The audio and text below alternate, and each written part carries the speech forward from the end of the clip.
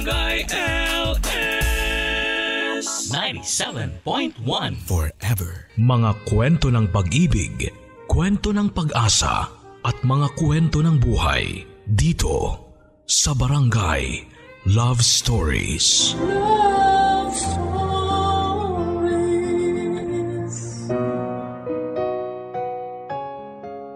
Saan ka nga ba madalas may kaagaw? Saan ka ba madalas nang aagaw? Sa mundong kailangan mong hawakan ng mabuti ang nasa iyong mga kamay dahil marami ang nakaabang para hablutin ito nang walang paalam. Sa mundong ginagalawan natin, hindi natin masasabi kung mapagkakatiwalaan natin ang mga nakapaligid sa akin. Hindi tayo pwedeng basta-basta na lamang pumikit dahil alam naming anumang oras ay may isang taong kayang umagaw. Kayang umagaw ng meron ka. Kaya nga sabi ko, kung importante sa iyo ang isang tao o bagay, bantayan mo at pangalagaan mo. Dahil marami sa paligid mo ang nakaabang para makuha ang meron sa iyo. Kung usapang pangaagaw din lang naman, may kwento sa akin ang letter sender na si Ray dahil minsan ay inagawan siya. Hindi ng pagkain, damit o sapatos kundi ng isang tao. Isang tao ang inagaw sa kanya. At kaya ba niyang patawarin ang taong yon o magtatanim siya ng sama ng loob hanggang umabot siya sa kanyang huling paghinga? Ikaw kapuso, kapag inagawang ka ba, kaya mo bang magpatawad at kalimutan na lang ang lahat? Alamin natin kung sino si Ray dito lamang sa mga kwento ng pag-ibig, buhay at pag-asa sa nangungunang Barangay Love Stories. Dear Papa Dudut, ako nga pala si Ray, 25 years old. Gusto kong sabihin sa inyo na ang kwentong mapapakinggan ninyo ay walang happy ending. Inunahan ko na kayo dahil yun naman ang katotohanan. Sanay naman ako na hindi ako naging masaya. Alam ko namang kahit sa dulo ng buhay ko ay hindi rin ako magiging masaya. Gusto kong simulan ang aking kwento nang minsang inakala kong totoo na pwede pa akong maging masaya. Nakilala ko noon si Claire, 20 years old. Sales lady ito ng perfume section sa isang mall. Siguro ay tadhana na makilala ko siya dahil noong mga oras na yon ay nangangailangan ako ng pabango para iregalo sa aking kaibigang ikakasal. Nagkataon na nandun si Claire at una pa lang na lumapat ang mga mata ko sa kanya, Papa Dudut. Gusto ko nang maniwala sa love at first sight. Hindi sobrang ganda si Claire pero kapag tumatagal ang pakikipag-usap mo sa kanya ay mabibighani ka sa kanyang maliit na mga labi at mapuputing ngipin. Chinita rin ito at mataba ang mga pisngi kahit sabihin pang balingkinita ng kanyang katawan. Mas lalo akong nagkaroon ng interes sa kanya tuwing naririnig ko ang malamyos niyang tinig na para bang hinihele ka. Kaya nga napabili tuloy ako ng pabango sa kanya kahit na hindi ko naman sigurado kung magugustuhan yon ng kaibigan ko. At kahit alam kong merong pang mas okay na pabango kesa doon sa sinabi ni Claire na bilhin ko.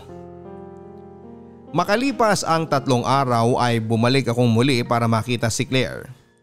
Pinaghandaan ko na yon, Papa Dudut. Dahil nung una ay mukha akong gusgusing teenager noong makaharap ko siya. At alam kong hindi siya nagkaroon ng interes sa akin noon. Marahil dahil sa aking itsura. Kaya naman sa pangalawang pagkikita namin ay sinigurado kong suot ko na ang polong nagpapagwapo sa akin. At maong na nagpapakita ng magandang hubog ng aking mga hita at likurang bahagi.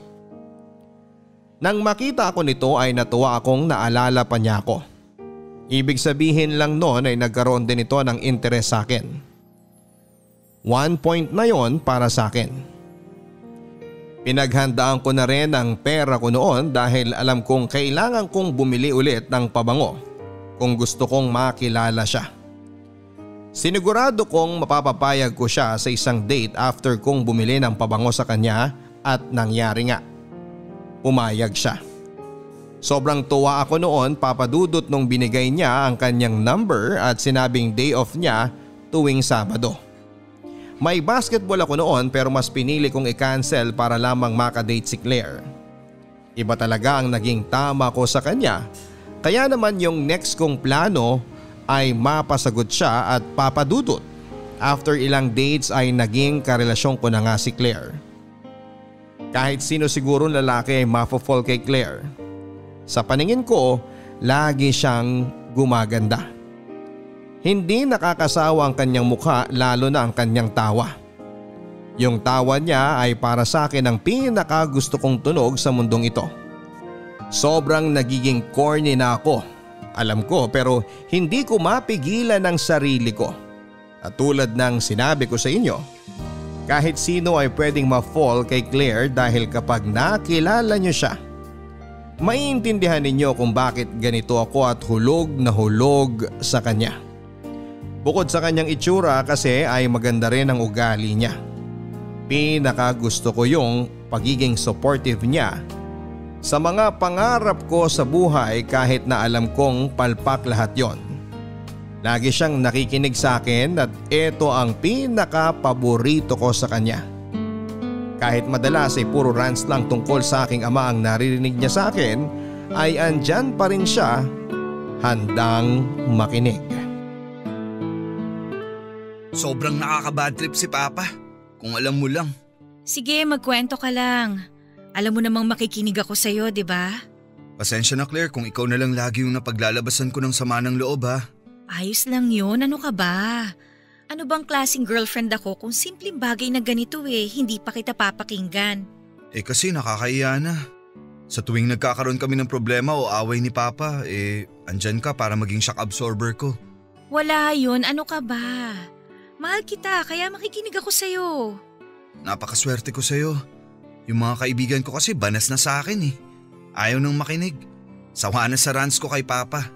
Ako, hindi ako magsasawa kasi nga mahal kita. Kaya mas lalong minamahal kita kasi ganyan ka. O ano naman bang ginawa ng tatay mo ngayon? Kagabi, kinatok ako ng kinatok. Tinatanong sa akin kung saan ko raw nilagay yung mga damit ni Mama. O ano naman ang gagawin niya sa mga damit ng mama mo? Ipapasuot niya raw dun sa babaeng kasama niya. Ano? Makikitulog daw kasi sa amin ng 2 araw bago umuwi sa kanila sa probinsya. Kaano-ano ng tatay mo yun? Babae niya. Mukhang sanay na sanay ka nang lagi siya nag-uuwi ng babae sa bahay niyo Halos ipunas na niya sa mukha ko ang katotohanan na hanggat nabubuhay siya, magdadala siya ng babae dun para ikama. Paano yan? Pinahiram mo ba yung damit ng nanay mo? Siyempre hindi ko binigay ang mga damit ni Mama. Ano ako, tanga? Hayaan ko ba silang bastusin ang alaala ng nanay ko? Mabuti naman. Anong sabi ng tatay mo? Wala. Alam ko nainis siya sa akin pero wala siyang magawa. Dahil kailangan mukha siyang mabuting ama sa akin sa harap ng babae niya. Pero hindi naman talaga. Hindi talaga. Never siyang naging mabuting ama sa akin. At mas lalong di siya naging mabuting asawa kay Mama nung nabubuhay pa siya. Siguro miss na miss mo na ang mama mo, no? Araw-araw. Lalo na tuwing binabaliwala ako at mas inuuna ni Papa ang mga babae at alak niya. Alam mo, kung nasaan man ang mama mo ngayon, nalulungkot yun dahil sa nangyayari sa inyong mag-ama niya. Alam ko naman yun, pero sinumpa ko na sa sarili ko na kahit kailan, di ako makikipag-ayos sa tatay ko. Kahit kailan. Seryoso ako, Papa Dudut, nung sinabi ko kay Claire na kahit kailan ay hindi ako makikipag-ayos sa tatay ko. At alam kong nauunawaan niya yon dahil sa mga kwento ko sa kanya na mga pinagdaanan namin ni Mama sa tatay ko noong buhay pa ito. Wala akong maalalang magandang ginawa niya para sa amin, lalo na kay Mama. Bata pa lamang ako ay mulat na ako sa ginawang kahayupan ni Papa kay Mama. Bata pa lamang ako ay iba't ibang babae na ang nakikita kong dinadala ni Papa sa bahay kahit buhay pa si Mama. Alam ko noon ay ako lang ang may alam, pero matagal na palang alam yon ni Mama pero hindi lang ito kumikibo at tinitiis ang lahat ng pasakit. Tuwing sasapit ang gabi, nararamdaman ko na lang ang paghiga at pagtabi ni mama sa akin sa kwarto. Alam kong kapag gano'n na ang nangyayari ay may inuwi na namang babae si papa at kailangan niya itong ikama. Awang-awa ako kay mama lalo na kapag naririnig ko itong pahikbing umiiyak. Pilit man niyang itago sa akin ang iyak niya ay naririnig ko naman at nararamdaman ko yon. Lalo na kapag yumuyog-yog ang kanyang mga balikat. Nagpapanggap na lamang ako madalas na tulog para hindi ito mabahala sa akin. Hanggat maaari, Papa Dudut, ay gusto ko siyang umiyak lang ng umiyak dahil sabi ng teacher ko noon, nakakatulong ang pag-iyak para mailabas ang sama ng nararamdaman. Hanggang ngayon nawala na si mama sa piling namin. Nambababae pa rin si papa at mas lalong lumala dahil sobra na siyang malaya.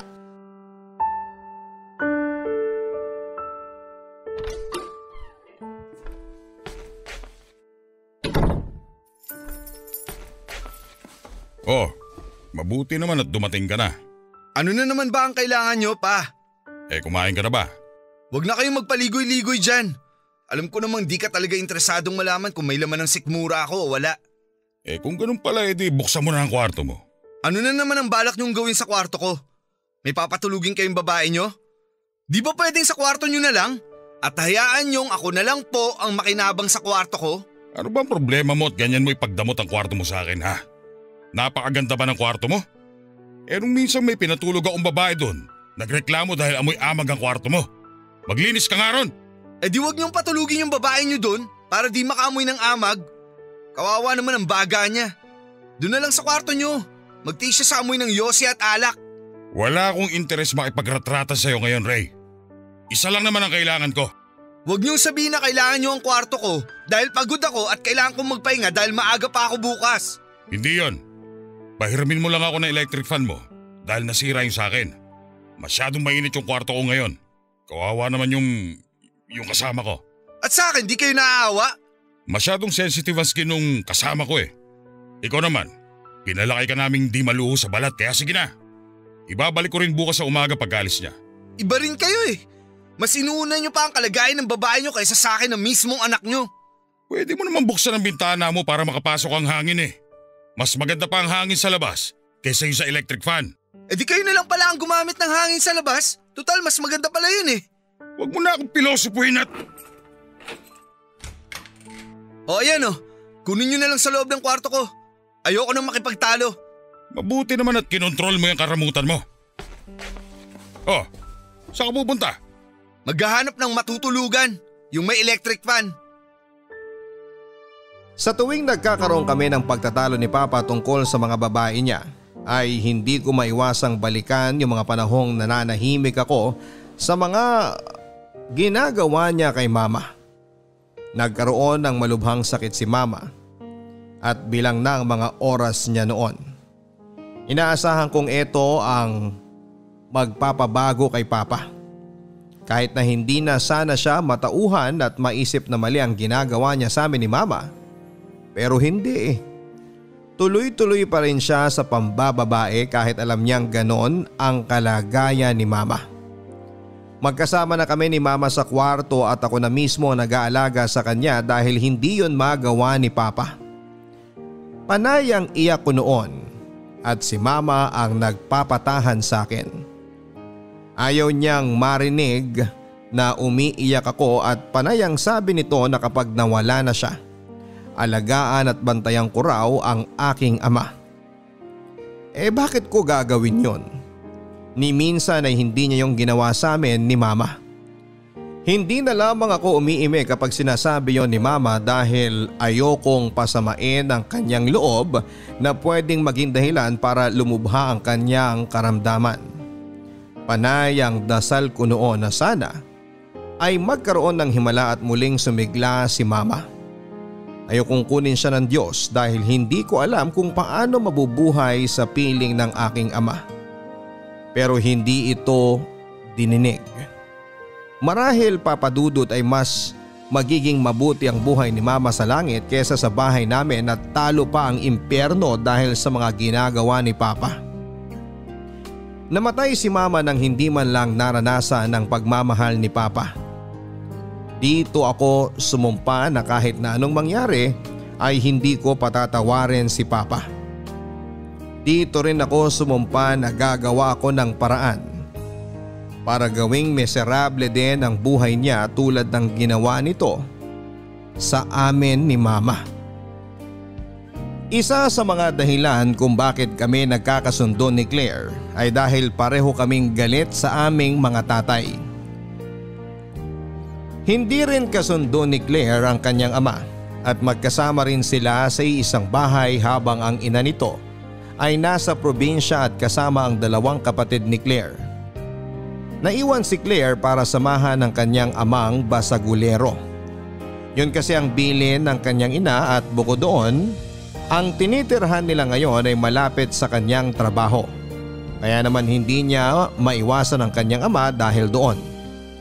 Tinitiis na lamang nito ang sitwasyon nila at hanggat maaari ay umiiwas na lamang sa away. Umuuwi ito madalas kapag alam niyang lango at tulog na dahil sa alak ang kanyang ama. Kaya nga alam kong gusto lang nitong magpalipas ng oras kapag kasama ako para pag-uwi nito. Matutulog na lamang siya at hindi na poproblemahin pa ang kanyang ama. Minsan nga papadudot, noong nagkasagutan sila ng kanyang ama, ay nakiusap si Claire sa akin na sa akin muna siya tumira kahit ilang araw lang. Kailangan niya lang daw ng matutuluyan. Ayoko sana noon papadudot at gusto kong mag-hotel na lamang kaming dalawa pero naisip kong wala rin akong sapat na pera dahil maliit lang ang kinikita ko sa aking trabaho. Ayokong sa bahay siya pumunta dahil ayokong mapakilala siya sa aking ama. Hanggat maaari papadudot ay gusto kong ilayo ang mga nagiging espesyal na tao sa buhay ko sa aking ama. Hindi deserve ng tatay ko na ipakilala ko sa kanya ang mga taong nagbibigay sa akin ng saya. Pero wala na kasi akong magagawa noon lalo na noong nakita kong tuloy-tuloy ang pag-iyak ni Claire. Pumayag ako at inuwi siya sa bahay. Tinaon kong wala si Papa pero nagkamali ako. Pagkarating namin ni Claire sa bahay ay andon si Papa at nasa sala. Nagbabasa ng dyaryo habang umiinom ng beer. Nakakapanibago at wala siyang kasamang babae at isang beer lang ang tinutungga nito.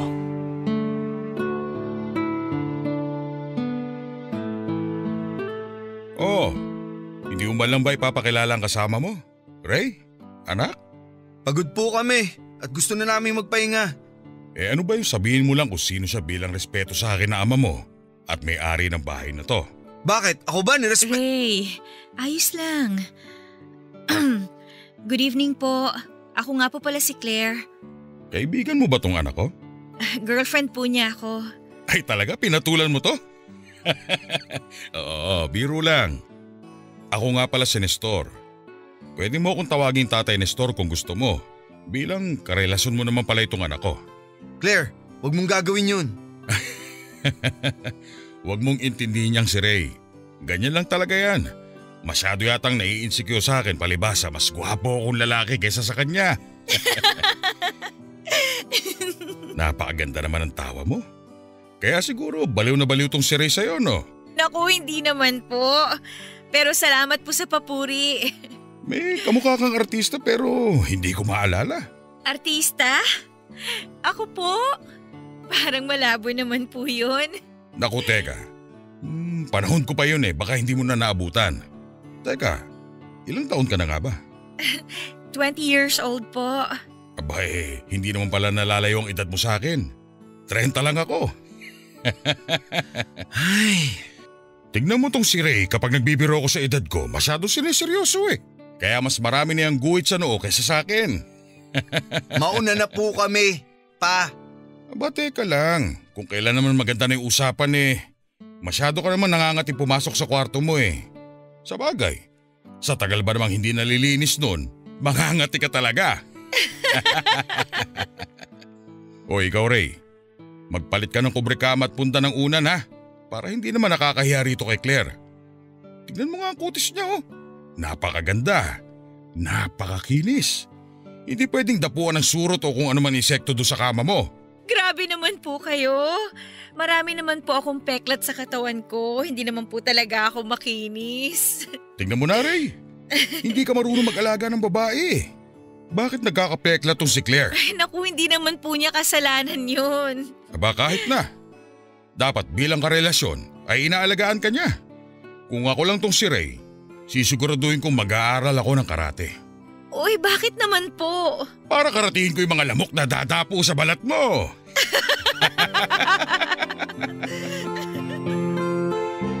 Banas na banas ako noon habang pinakikinggan ng palitan ng usapan ni na Claire at Papa. Asar na asar ako habang pinapatawa ni Papa si Claire at mas lalo akong naiinis kapag naririnig kong bumebenta ang biro niya sa GF ko. Nakakainis lalo na't ako ang ginagawang sentro ng biro ni Papa na nakakasakit ng pride ko. Pero wala akong magagawa noon lalo't parang tuwang-tuwa pa si Claire. Akala ko ba ako ang kakampi niya? Bakit parang bumaliktad? Bakit parang mas giliw na ito sa tatay ko kaysa sa akin na mismong karelasyon niya? Asa na yung sinasabi niyang galit din siya sa tatay ko dahil galit ako dito? Parang hindi ko naman yon nakita sa kanya noong nagkaharap silang dalawa. At mas lalong hindi ko yon nakita noong mga sumunod na araw habang nakatira sa amin si Claire.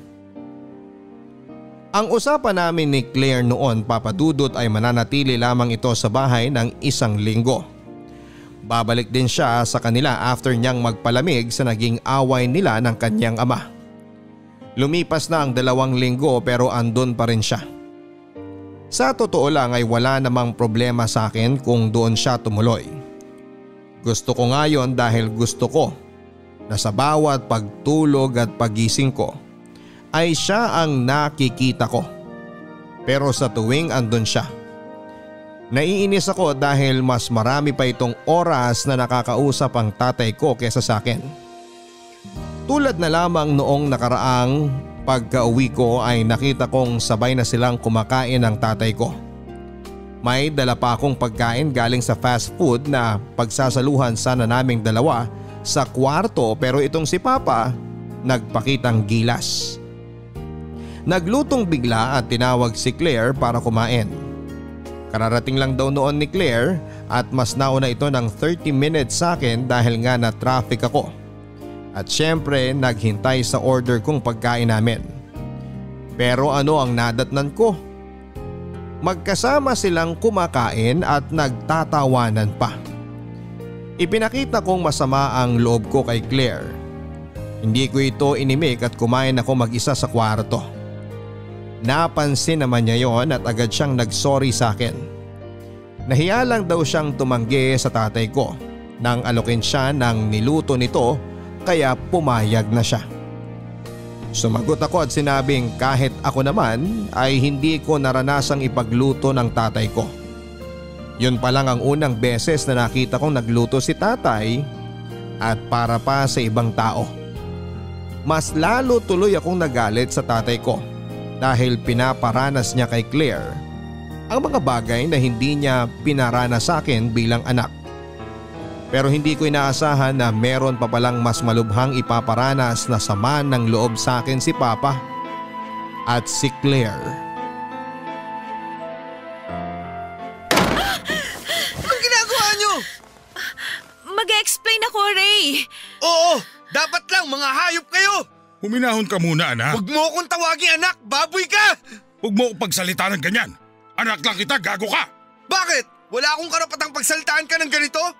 Matapos kong mahuli ang kaayupan yung dalawa? Please, Ray, huwag kang sumigaw. Nakakahiya sa mga kapitbahay. Ikaw? Mahihiya sa kapitbahay? Sa akin mismo na boyfriend mo, di ka nahiya.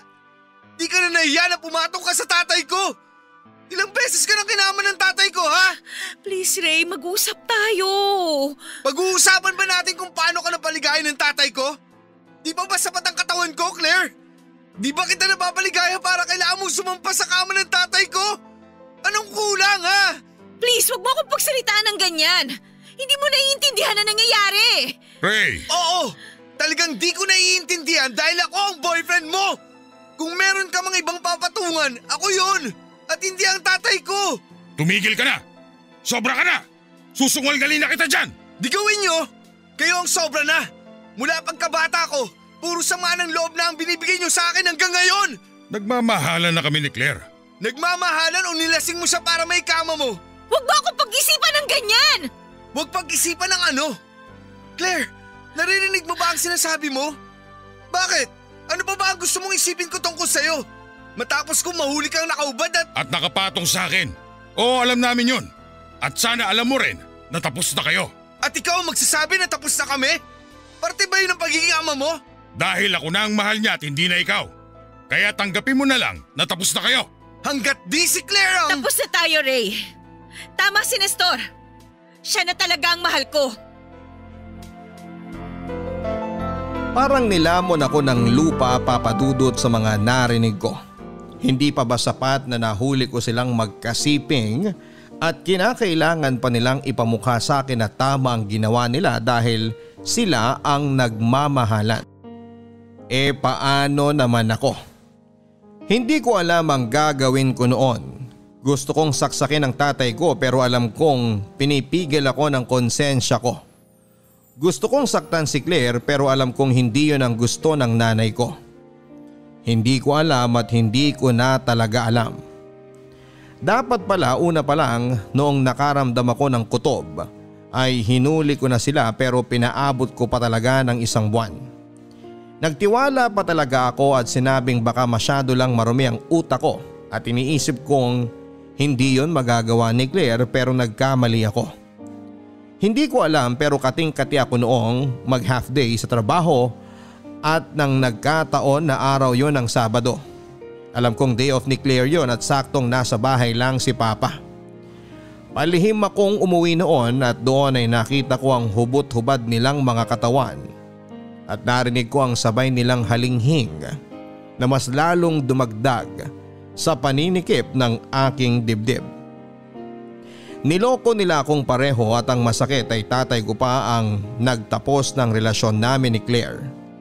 Na dapat ako ang gumagawa dahil ako ang niloko. Sobrang sama ng loob ko noon at hindi ko alam ang gagawin. Buong araw akong nasa labas dahil ayokong umuwi ng bahay. Ayokong makita sila. Hindi ko alam kung paano sila haharapin.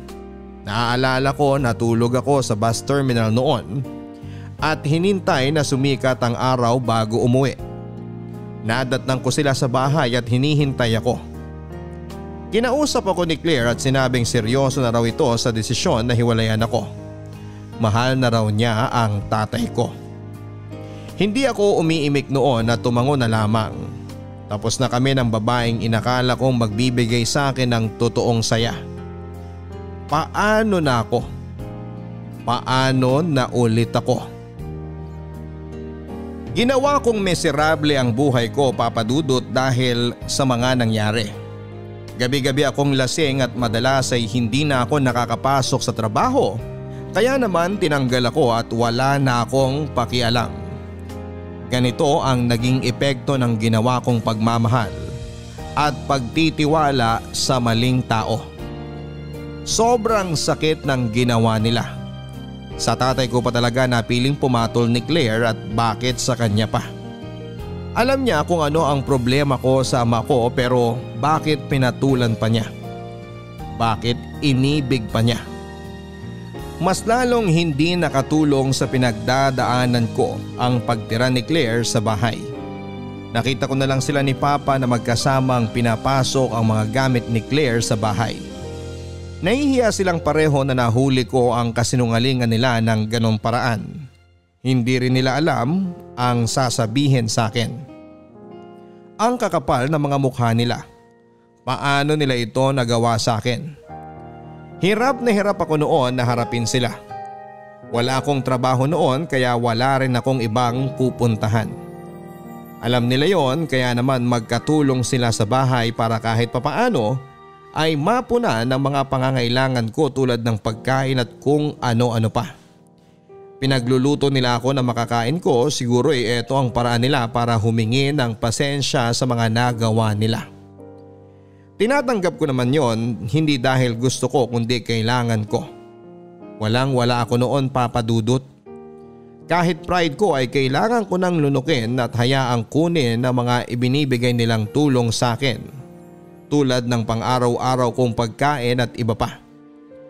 Si Claire na rin na naglalaba ng mga damit ko. Hinahayaan ko siyang gawin yon bilang pambayad sa ginawa niya sa akin. Sabi ko na lang sa sarili ko na noong panahon na yon, na oras na makabawi ako at makatayo akong muli ay pinapangako kong lalayo ako sa kanilang dalawa at hindi na magpapakita pa. Asahan nilang habang buhay ko silang hindi mapapatawad kahit ito pa ang maging dahilan para mapunta ko sa impyerno.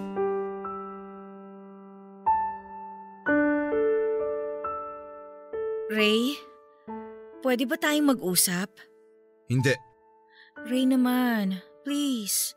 Ano ba ang kailangan mo, Claire? Papasakitan mo na naman ba ako? Hindi. Wala ka bang ibang mapagkwentuhan kung gaano ka napapaligayan ng tatay ko? Please naman, hayaan mo muna akong… O baka naman may iba ka pang lalaki bukod sa tatay ko, ano? Wala akong panahon sa mga panlalait mo. Gusto ko lang naman maintindihan mo na tapos na tayo. Claire, alam ko na yan. Alam na alam. Di mo na kailangang ulitin pa. Di ako tanga. Ang ibig ko lang sabihin, dahil tapos na tayo, baka naman pwedeng magkapatawaran na tayong dalawa. Seryoso ka ba dyan sa sinasabi mo? Sa tingin mo ganun kadali yun? Alam kong hindi madali pero kailangan nating gawin dahil nasa isang bahay na lang tayo. Huwag kang mag-alala. Kapag nakabangon ako sa ginawa nyo, aalis din ako rito. Di mo na kailangan ipilit yung pagpapatawad na yan dahil di ko yan ibibigay sa'yo. Kung hindi mo man maibigay ngayon pero sana balang araw, oo. Maghihintay ako at gagawin ko ang lahat para mapatawad mo ko. Gusto ko na balang araw maintindihan mo ko. Hindi kita mapapatawad.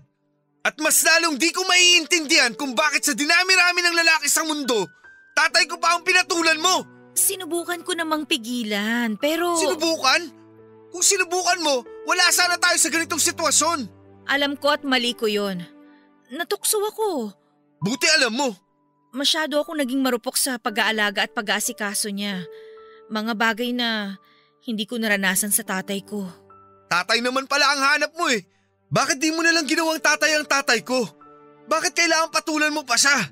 Yun naman talaga ang plano ko eh. Gusto ko nung una maging tatay siya pero nung tumagal, iba na yung naramdaman ko. Napamahal na ako sa kanya at ganun din siya.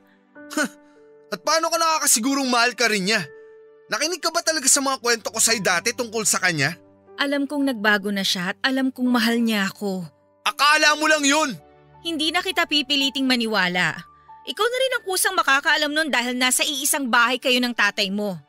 Nasa iisang bahay na tayo kaya kahit ayaw mo, kailangan mo akong pakisamahan at tanggapin ang sitwasyon nating tatlo. Kailangan kong tanggapin ang sitwasyon naming tatlo. Kailangang pilitin nila ako para gawin yon. Sino sila?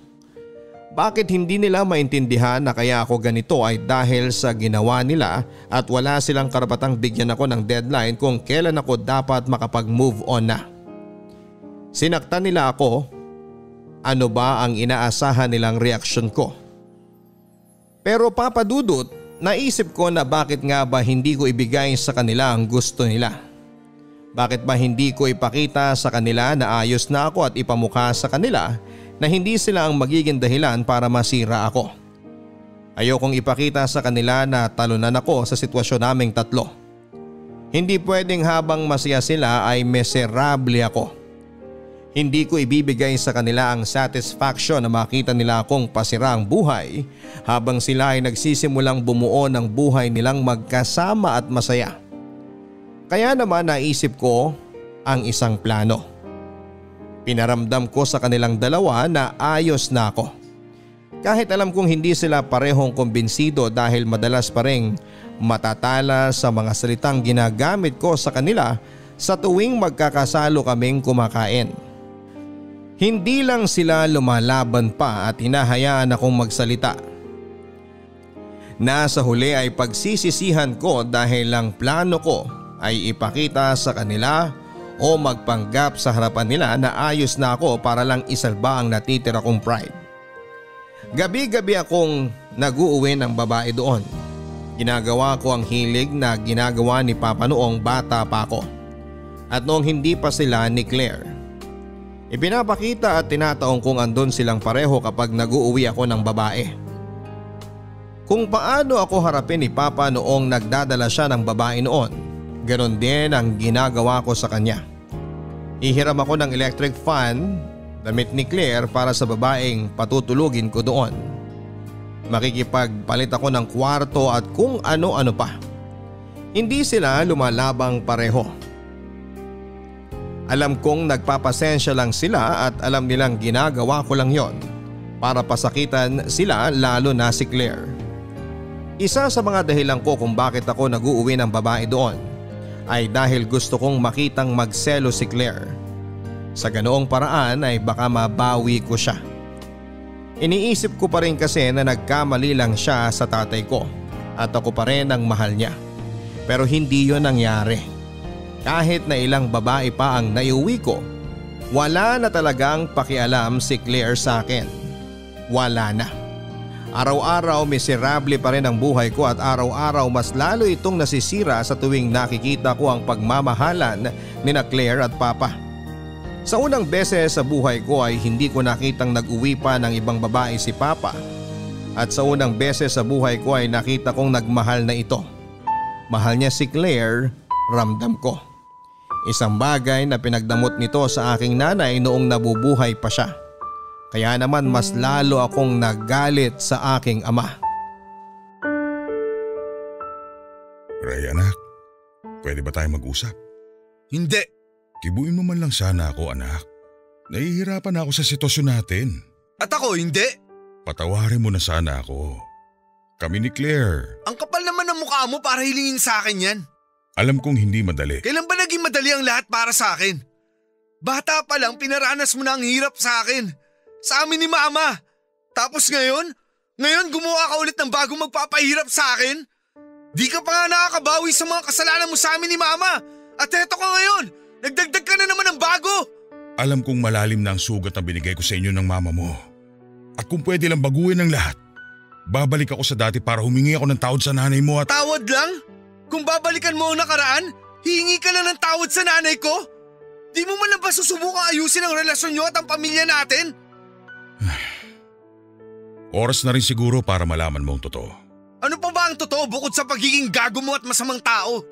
Sabihin mo na lahat ng gusto mong sabihin, pero sasabihin ko pa rin sa'yo ang lahat. Siguraduhin mo lang na ikakatuwa ko yung sasabihin mo dahil kung hindi… Hindi ko totoong minahal ang nanay mo. Sige, dagdagan mo pa ang galit ko sa'yo. Pinilit lang kami ipakasal ng magulang namin dahil pinikot ako ng nanay mo. Di ako naniniwala sa'yo. Walang ganyang sinabi sa akin si Mama. Dahil ayaw niyang masira ang tingin mo sa kanya at naiintindihan ko yun. Sa tingin mo, bakit siya magtitiis sa piling ko kung alam niyang wala man lang siya naging kasalanan? Kung makapagsalita ka, kala mo napakalinis mo ah. Alam kong may mga nagawa kong pagkakamali. Marami-rami yun. Pero sana maintindihan mo ako. Pinikot ako ng nanay mo. Minobya ako noon na mahal ko. Sinira kami ng nanay mo. Sinabi niya may nangyari sa amin kahit wala. At alam niya yon. Hinalikan ko lang siya nung nilasing niya ako nung minsan nagkainuman kami. Kasama ng mga iba naming mga kaibigan. Sinabi niya sa nobya ko na may nangyari sa aming dalawa. At hindi pa nakontento ang nanay mo. Kasunod nun, sinabi niya rin sa aming mga magulang. Wala akong kakampi nun, Ray. Lahat sa nanay mo naniwala dahil babae siya. Sa tingin nila, siya ang nadihado. Pero sa totoo lang, ako ang naging biktima. Di ako naniniwala sa'yo. Ikaw na napakademonyo mong tao. Ginagago mo ba ako? Kahit tanungin mo pa sa mga lolo't lola mo ang lahat. Sila ang nakakaalam ng totoo. Dahil matapos ang sapilit ang kasal namin, inamin niya ang totoo sa mga magulang naming dalawa. Kahit sa dati kong nobya. Pero huli na, kasal na kami. Galit na galit ako nun sa kanya. At pinangako kong gagawin kong miserable ang buhay niya habang magkasama kami. At yun ang ginawa ko habang nabubuhay siya. Nakalimutan ko magpatawad, Ray. At alam kong nadamay ka dahil doon. Umalis ka na sa harapan ko! Hindi kita pipiliting maniwala pero yun ang totoo. Huwag kang gumaya sa akin na nagtanim ng galit at pinasa ang galit na yun sa mga nanakit sa akin. Ayokong gumaya ka sa akin na hindi natutong magpatawad. Hayaan mo akong bumawi sa iyo, anak. Ngayon ka babawi? Kung kailan mas sinira mo ang buhay ko? Mahal ko si Claire. Siya lang ang babaeng gusto kong makasama. Siya ang nagpamulat sa akin sa mga nagawa kong mali sa inyong mag-ina. Dahil sa kanya, gusto kong magbago. Nakakasama ng loob na sa ibang tao ka pa kumuha ng dahilan para magbago. Samantalang ako mismo na anak mo. Andito ako lagi pero di ka pa rin nagbago. Hindi ko mapigilang umiyak noon, Papa Dudut. Sobrang sama ng loob ko sa aking ama. Bakit hindi ako ang naging dahilan ng pagbabago niya? Bakit kailangang may pumasok pang ibang tao sa buhay namin bago siya mag-decide na magbago? Sobrang nakakasama ng loob. Imbes na mapatawad ko siya at maintindihan ang pinagmula ng masamang ugali niya, ay mas lalo ako nagtanim ng galit at sama ng loob. Mas lalo kong piniling huwag magpatawad at gawing miserable ang buhay nilang dalawa habang nabubuhay ako. Habang nabubuhay silang pareho. Hindi ko alam, Papa Dudut, kung kakampi ko ba ang langit sa gagawin kong pagganti kina Claire at Papa. Dahil isang araw ay nahuli ko si Claire at may kausap. Nanay pala niya ang kausap niya noon. Akala ni Claire ay umalis na ako. Wala rin ang tatay ko noon dahil namamalengke ito. Iba talaga ang pinagbago nito mula nang naging sila ni Claire, kaya mas lalo akong nainis. Pero natuwa ng mga oras na yon dahil may mga gamit na akong bala laban sa kanilang dalawa.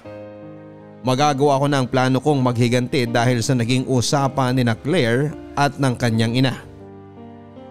Nalaman kong panay pala ang hingi ni Claire sa tatay ko mula sa pensyon nito at ibang pinapasok sa maliliit na negosyo, at ang nakikinabang ang ina nito at ang dalawang anak niya sa probinsya na nung una ay sinabi niyang mga kapatid niya. Narinig ko din na ginagamit niya lang ang tatay ko para may pangsustento sa kanila, at lahat yon ay nakarecord sa aking cellphone, at lahat yon ay handa kong iparinig sa aking tatay oras na makauwi na ito. Akala mo walang tao, no? Ray? Grabe ka makipag-usap sa nanay mo.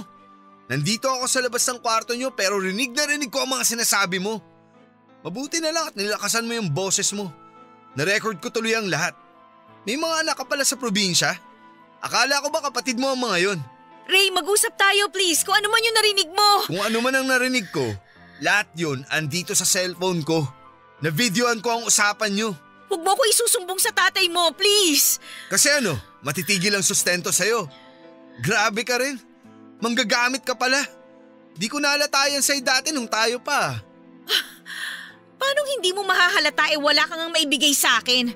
Puro burger sa kanto ang nililibre mo sa akin. Sa tingin mo mabubuhay ako noon at ang mga anak ko sa probinsya? Ayun, lumabas din ang totoo. Oo nga pala, binivideo ko pa rin to ah. Demonyo ka rin pala, no? Tulad mo? Aba oo. Anong gusto mong gawin ko? Aminin mo lahat. Tigilan mo ang pag-video ng usapan na to at sasabihin ko sa iyo lahat. O sige, o yan, go. Oo, aaminin kong ginagamit ko lang ang tatay mo para may pangsustento ako sa mga anak ko.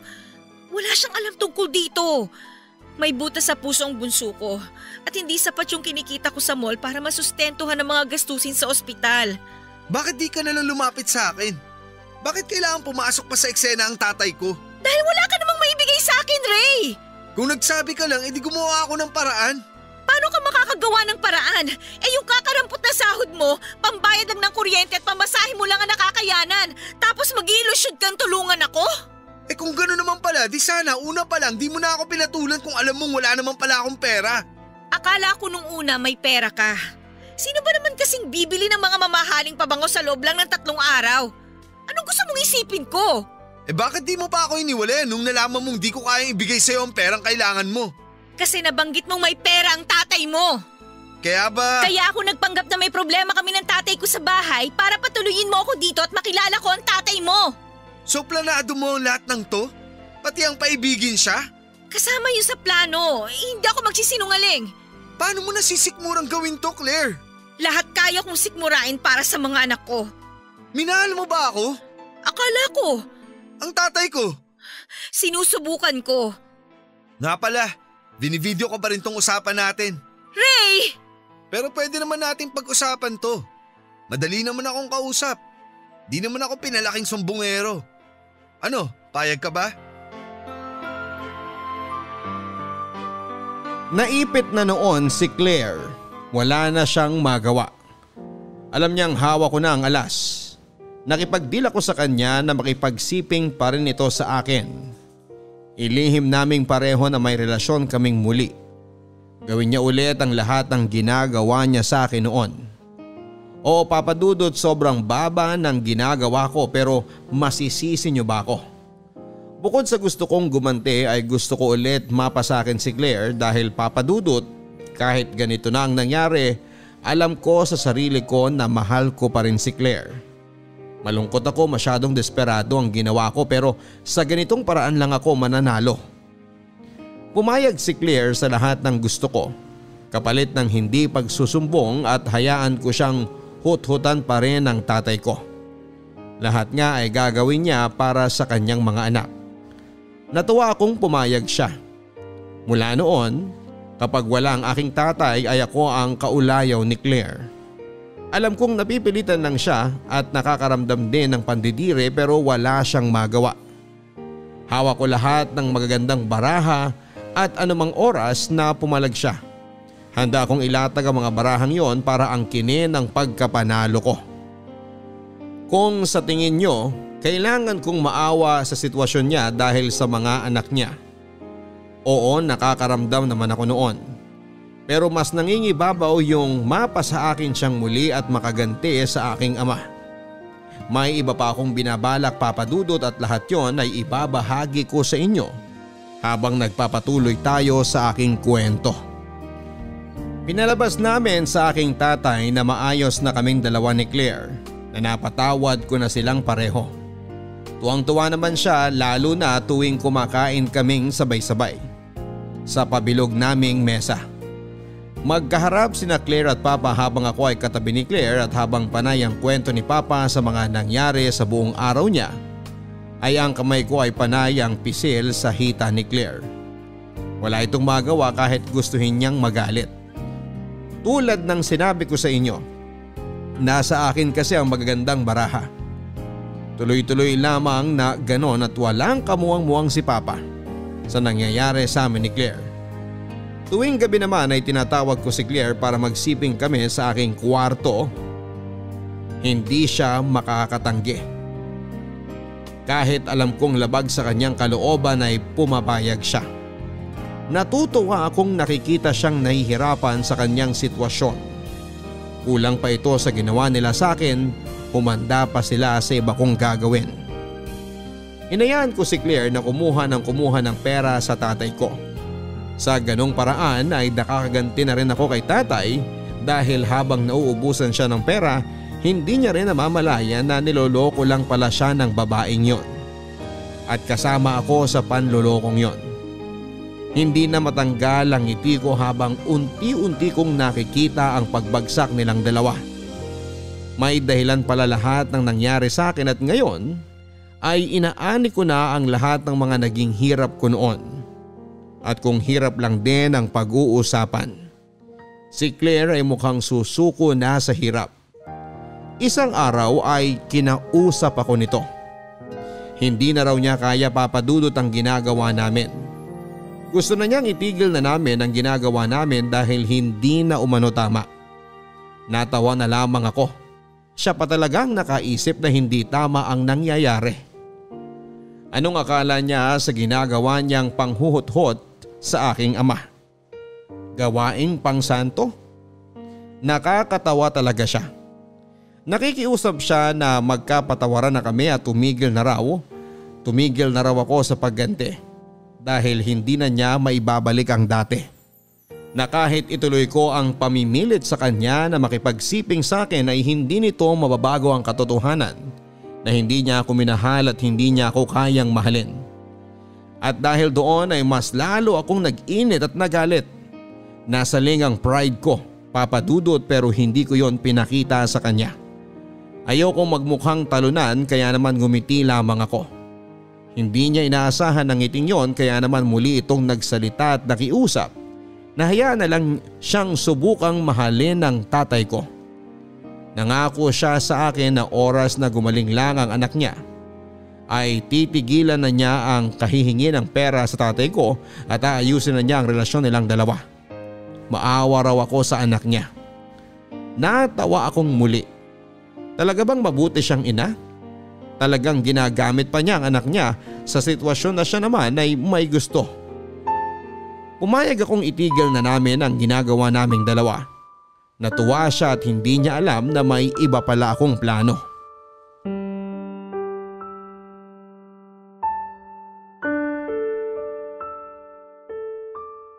Kumusta pa? O Ray, andiyan ka na pala. Teka at maluluto na tong afritada. Di ba paborito mo to?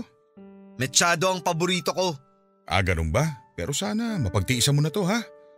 Inaral ko mula sa internet tong afritada eh. Nagpatulong ako kay Claire kagabi bago siya matulog. Oo nga, yun din sabi niya sa akin bago siya matulog sa tabi ko. Ha? Oo nga pala. Ngayon ko aaminin sa'yo ang lahat. Bumalik na pala sa akin si Claire, pero palihim nga lang. Anong sinasabi mo? Ayun, mahal pa rin daw niya ako eh. At nagsisisi siyang iniwan ako. Wag ka namang gumawa ng kwento anak. Pwede mong itanong sa kanya kung gusto mo. Pero kung ako sa'yo, bakit pa ako maniniwala sa isang babaeng pumapatol sa mag-ama, di ba? Mahal ako ni Claire. Mahal niya lang ang bulsa mo. Hindi totoo yan. Nakailang libo na ba siya sa'yo? Sa pagkakaalam ko, mas marami ka pang naibigay na pera sa kanya kaysa sa amin na mag-ina mo. Huwag na natin ibalik yung nakaraan. Hindi ba't sinabi ko naman sa'yo na pinagsisisihan ko na yon? Pagsisisihan mo rin kapag nalaman mong pineperahan ka lang ni Claire para mapagamot niya ang anak niya. May anak si Claire? Mga anak! May mga anak si Claire at isang ina na binubuhay niya sa probinsya. Salamat sa pensyon at negosyo mo. Ayan, malapit na silang maging malusog. Hindi. Gawa-gawa mo lang yung kwento na yan. Hindi ako naniniwala. Kung ayaw mong maniwala, pwede mo naman siyang kausapin. At kung di siya aamin, pwede ko namang ipanood sa iyo yung video na kinuha ko habang kausap niya ang nanay niya at usapan naming dalawa. Ewan ko na lang kung paniwalaan mo pa siya. Hindi ko alam kung bakit ginagawa mo to. Ginagawa ko to para maramdaman mo yung hirap na naramdaman ko noon. Akala ko ba napatawad mo na ako? Bakit kita papatawarin? May dahilan ba para patawarin kita? Nagbabago na ako. Nagbabago ka para sa babae mo at hindi para sa akin. Ang importante nagbabago ko. Sinusubukan kong ayusin ang mga pagkakamali ko. Huli na! Mali ang paraan at dahilan mo para ayusin ang mga pagkakamali mo. Sana ako yung nakita mong dahilan para magbago pero hindi! Yung babaeng yun pa ang napili mo! Mahal ko si Claire. Nestor. Ayun! Nandito na rin naman pala siya eh oh. Eh di siya na lang magsabi sa'yo ng lahat-lahat. Nakakapagod magsalita eh. Pwede bang ikaw na, Claire? Ray, anong sinabi mo kay Nestor? Lahat-lahat. May dadagdag ka pa ba? Nestor, makinig ka. Totoo ba lahat ng sinabi sa akin ni Ray? Na may mga anak ka at ginagamit mo lang ako para buhayin sila? Hindi mo ba ako mahal, Claire? Isang tango ang nakita kong ginawang pag-amin ni Claire. Sapat na yon para mapangiti ako. Habang nagsisigawan silang pareho ay pumasok na ako sa aking kwarto para kunin na ang mga hinanda kong damit. Aalis na ako. Pinaghandaan ko talaga ang araw na yon. Oras na malaman ng aking tatay ang lahat ay aalis na ako. Hanggang sa paglabas ng bahay ay naririnig ko silang nagtatalo. Galit na galit ang tatay ko at sa tingin ko ay narinig ko pang sinampal niya si Claire na mas lalong nagpasaya sa akin. Hindi na ako nagpaalam pa sa kanila. Wala akong balak na gawin yon. Tapos na ang misyon ko. Ang gawing miserable ang buhay nilang pareho. Sa ngayon ay nasa malayo na ako at pinili ko ring wag nang makipagbalita pa sa kanila. At tuluyan ng kalimutan na maging parte ng buhay ko ang dalawang yon. Hindi pa rin ako buo at alam kong matatagalan bago mawala ang galit sa puso ko. Hindi ko pa rin sila napapatawad na dalawa at itutuloy ko ang pangako kong wag yon ibigay sa kanila. Dahil sa kanila ay nasira ang buhay ko at dahil sa kanila nakagawa tuloy ako ng hindi maganda. Kung nasaan man sila, hiling ko na sana ay katulad ko rin silang punong-puno ng galit at sakit para maintindihan nila kung bakit ko yon nagawa sa kanila. Alam kong mali ang nagawa ko, Papa Dudut, pero tao lamang ako. Nasaktan ako, nahirapan at masisisi niyo ba ako? Maraming salamat sa pagbasa at pag-unawa ng aking liham. Ako ang inyong kabarangay forever, Ray. Kailan nga ba darating ang panahon na makakayanan na ng isang taong punong-puno ng sakit at galit ang magpatawad? Totoo bang oras lang ang kailangan bago maghilom ang lahat? Sa naging kalagayan po ni Ray ay may pag-asa pa kaya siyang umahon mula sa pagkakalunod niya sa sarili niyang galit? May pag-asa pa kayang makita niya na hindi sa lahat ng pagkakataon ay kailangan niyang bitbitin ang galit sa kanyang puso dahil siya lang mismo ang mabibigatan dito? Ray, kung nasaan ka man ngayon, gusto kong sabihin sa iyo na hindi mo deserve ang nangyari sa iyong pamilya, lalong-lalo na ang pinagdadaanan mo sa iyong ama. Kasunod nun, hindi mo din deserve ang lokohin ng isang babae matapos mong ibigay sa kanya lahat ng kaya at lahat ng meron sa iyo. Pero Ray, oras na para bitawan mo ang naging puot mo dahil sa huli, ikaw lang din ang mabibigatan at mahihirapan sa pagbitbit niyan sa bawat lugar na pinupuntahan mo. Totoong mahirap magpatawad, pero sana ay mahanap mo balang araw sa puso mo na magpatawad hindi lang sa mga taong sinaktan ka, kundi pati na rin sa iyong sarili. Hanggang sa muli mga kapuso, ako po si Papa Dudut sa mga kwento ng pag-ibig, buhay at pag-asa dito sa Barangay Love Stories number 1. Mga kwento ng pag-ibig, kwento ng pag-asa at mga kwento ng buhay dito sa Barangay Love Stories.